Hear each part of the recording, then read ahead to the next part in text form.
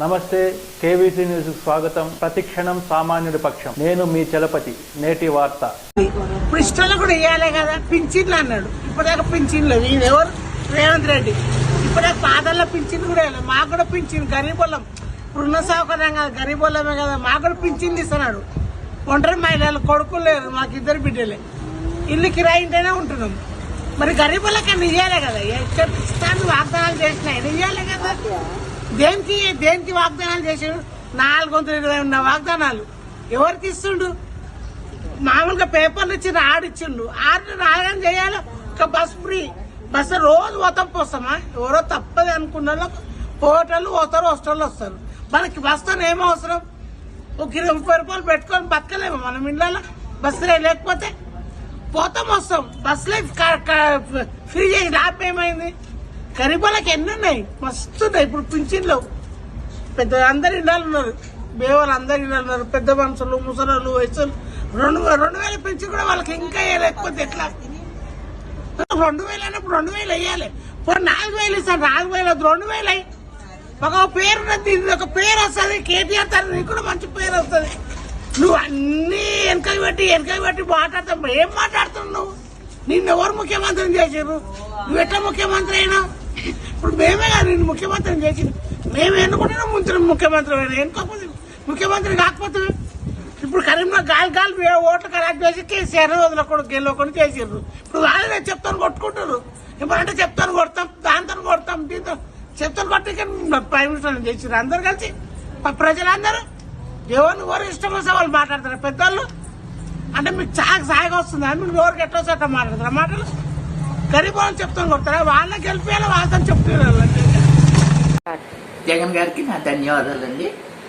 నేను ఇదివరకు పెన్షన్ తీసుకునేదానికి ఇప్పటికి చాలా నాకు తేడా ఉందండి. ఈ ప్రభుత్వాలు చాలా నాకు ఎవరో ఏంటి పాలన అనేది కాదు, మనకు వచ్చేది ప్రభుత్వం మనకి ఇస్తుంది కదా, ఇన్ని పాటలు ఏంటి అనేదాన్ని అనుకునేదాన్ని. పొద్దున్నెళ్ళి సాయంకాలం వరకు నిలబడి తిండి లేక, ఆకలి అయిపోయి, నీళ్లు లేక, ఆ చెమటలో ఎండలో ఈ వయసులో నిలబడి చాలా నిరుత్సాహంగా వచ్చేవాళ్ళం ఇంటికి.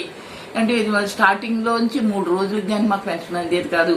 అది ఎవరి పాలన అన్నది కాదు. ఆ తర్వాత నేను తీసుకునే పెన్షన్ జగన్ గారి కోసం. జగన్ గారు పాలనలో వచ్చిన కాడి నుంచి కూడా సంతోషంగా, అసలు నిజంగా ఒళ్ళు నెలక్కోకుండా, ఎండలోకి వెళ్లకుండా, బయటికి వెళ్ళకోకుండా, ఏంటండి ఎవరో కనీసం కష్టపడి జాబ్ చేసుకున్న వాళ్ళకు కూడా అలసిపోకుండా జీతాలు తీసుకోరు.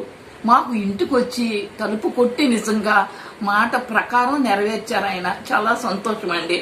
ఒకవేళ ఆ పెన్షన్ తింటూ ఫస్ట్ 2500, నెక్స్ట్ మళ్ళీ పెంచుతానన్న ప్రకారంగా 2750, అంటే మాట ఇచ్చిన ప్రకారం తప్పతపాలుగా నేను ఎప్పుడు ఆయన ఇచ్చిన ఇలాంటి కార్డులు చూసుకునేదాన్ని, చదివేదాన్ని మొత్తం 3 times.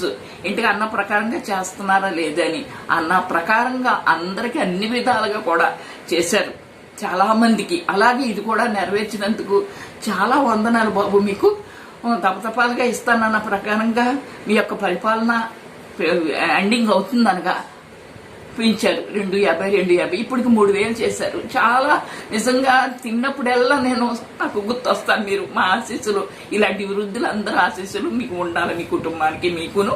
మీరు ఎంతమంది ఎన్ని రాళ్లు విసిరినా గానీ నీతిగా పాలన చేసే వాళ్ళకి అవి తగలవు బాబు, తగలవు. కాబట్టి ఈ పరిపాలనా విధానం ఇలాగే జరగాలని నేను కోరుతున్నాను మనసారా. ఎంతో మంది కళ్ళల్లో ఆనందం, నవ్వు వస్తుందని అప్పు చేసినా తీర్చే శక్తి మీరు మాకు ఇచ్చారు. అది నిజం. నేను హార్ట్ఫుల్ గా చెప్తున్నాను, ఎవరో పొగడమని అలా కాదు. చెప్పాలంటే మా మాటలు అసలు చాలా నాయన. కాబట్టి ఎప్పటికీ మీరు ముందే ఉంటారు. మళ్ళీ ఈ నెక్స్ట్ పరిపాలన విషయంలో కూడా మీరే రావాలి, వస్తారు. మరలా మీరే 5 times కంటిన్యూగా వస్తారని నేను ఆశ. ఎందుకంటే ఒకరు మోసం మీరు చేయలేదు. మీరు ప్రభుత్వం అన్న ప్రకారంగా చేస్తున్నారు. చిన్న వయసు, ఈయనకేం ఎక్స్పీరియన్స్ ఉంది? ఎక్స్పీరియన్స్ అక్కర్లేదు, హృదయం బాగుండాలా, పాలన ఎలా చేయాలన్నది దీనికి ఒక ట్రైనింగ్ అది అక్కర్లేదని నా మట్టుకు నాకు అనిపించింది. ఇంతటితో నేటి వార్త సమాప్తం. మరిన్ని వార్తా విశేషాలతో మీ ముందుకు వస్తుంది KVC news. Until then, signing off, మీ కేవీ చలపతి.